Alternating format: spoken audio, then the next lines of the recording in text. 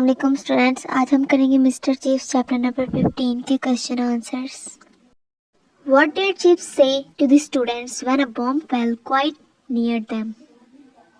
جب ایک بوم ان کے بالکل قریب آ کر گرا تو مسٹر چیپس نے کیا کہا؟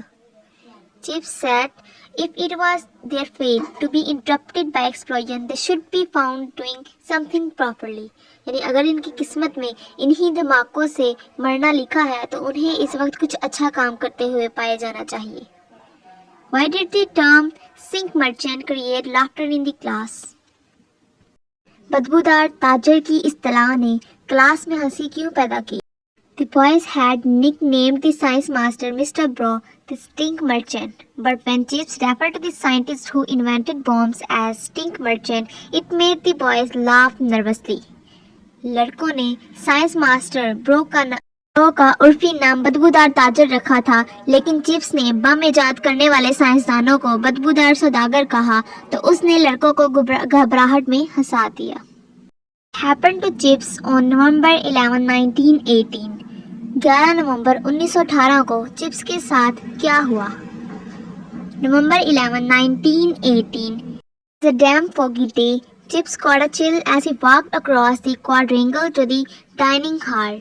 He had bronchitis and he remained in bed till after Christmas. 11 نومبر 1918 ایک نم دھند والا دن تھا۔ چپس کو ٹھنڈ لگ گئی جب وہ چکور کے پاس ڈائننگ ہال کی طرف چل پڑا۔ اسے برونکائٹس تھا اور وہ کرسمس کے بعد تک بستر پر پڑا رہا۔ What sort of boy was Maynard؟ Maynard کس قسم کا لڑکا تھا؟ When it was shelling all around, a boy named Maynard got ready to construe. He was a fat, bold, clever and rude boy. جب چاروں طرف بمباری ہو رہی تھی تو مینارڈ نامی لڑکا تشریح کرنے کے لیے تیار ہو گیا۔ وہ موٹا، بہادر، چست اور گستاخ لڑکا تھا۔ What was happening to the building of Brookfield during the shelling؟ بمباری کے دوران بروک فیلڈ کی عمارت کے ساتھ کیا بیت رہی تھی؟ During the shelling, the whole building shook as it were being lifted off its foundation. بمباری کے دوران پوری عمارت ایسے ہلتی تھی جیسے اسے بنیادوں پر سے اوپر اٹھایا جا رہا تھا۔ How did Brookfield celebrate the end of war؟ Brookfield نے جنگ کے خاتمے کی تقریب کیسے منائی؟ The World War I ended on 11 November 1918. A whole holiday was declared.